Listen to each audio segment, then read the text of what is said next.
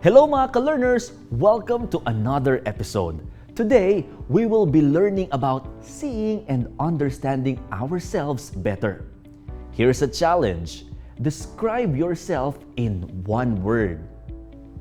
Did you describe yourself according to your physical appearance, say pretty or handsome? Or did you describe yourself based on how you deal with people, say friendly?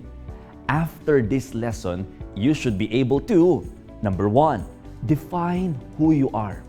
And number 2, identify ways which can help you improve yourself. A person may be described based on his or her physical characteristics, intellectual characteristics, and social characteristics or skills.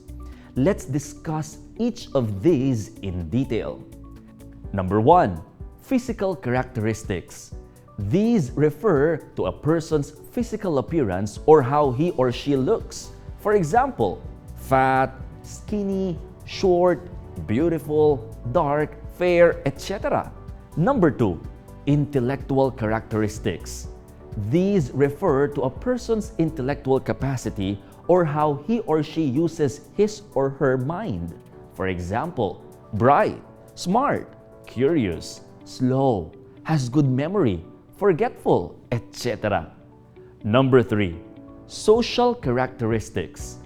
These refer to the way a person interacts with other people. For example, outgoing, shy, friendly, hospitable, cheerful, helpful, etc.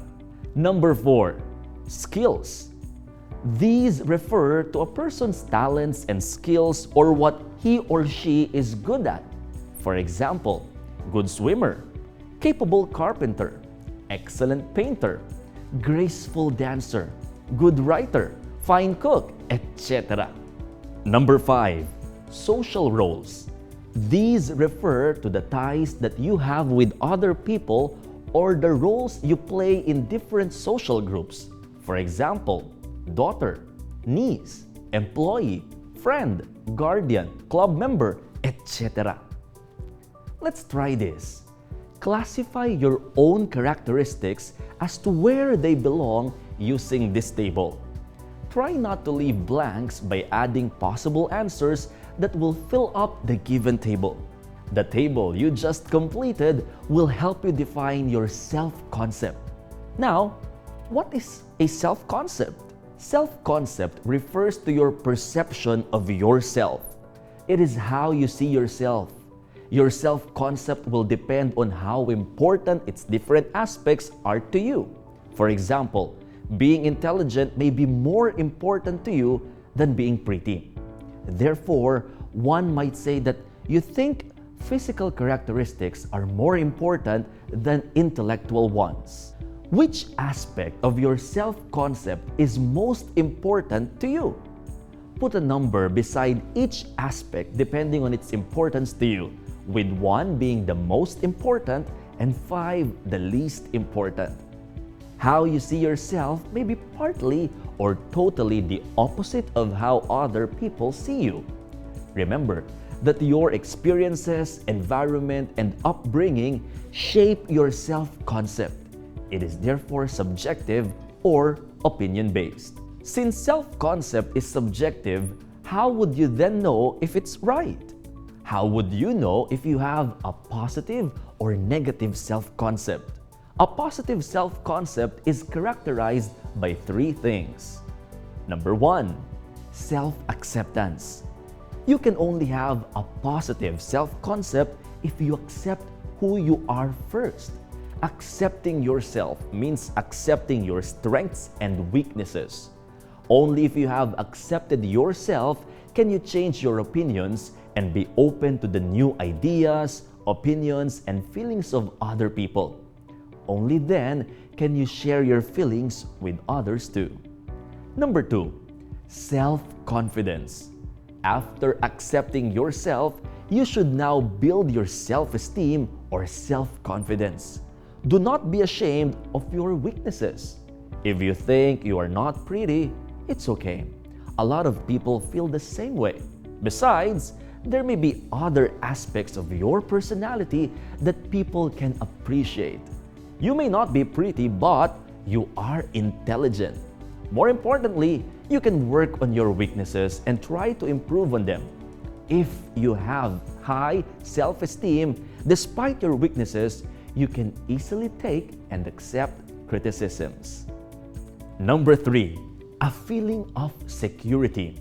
To feel secure means having a firm belief in yourself and your actions. If you assess yourself well, you should not be bothered by what other people think.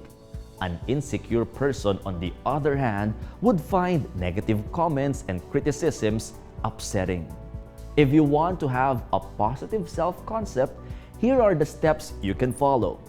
Number 1, be realistic with your self-perception. You should recognize your weaknesses as well as your strengths. You should know and accept who you really are. A poor self-concept may result from getting negative feedback from others. You should then go with more supportive people who will point out your assets or good qualities as well as your shortcomings. Number 2, be realistic with your expectations. Dissatisfaction with oneself may result from expecting too much. Setting unrealistic goals can only make you unhappy. Growing taller at age 30 is, for example, very unrealistic. Number 3, have the will to change. If you really want to change, you have to be willing to do so first. Try answering these questions by yourself and write down your answers on a sheet of paper. What is your ideal self? What would you really want to be like? What characteristics do you want to have which you feel you lack? Are your expectations close to what you are now? Do you think they are realistic? How do you plan to change in order to meet your expectations? Let's summarize what we have learned so far.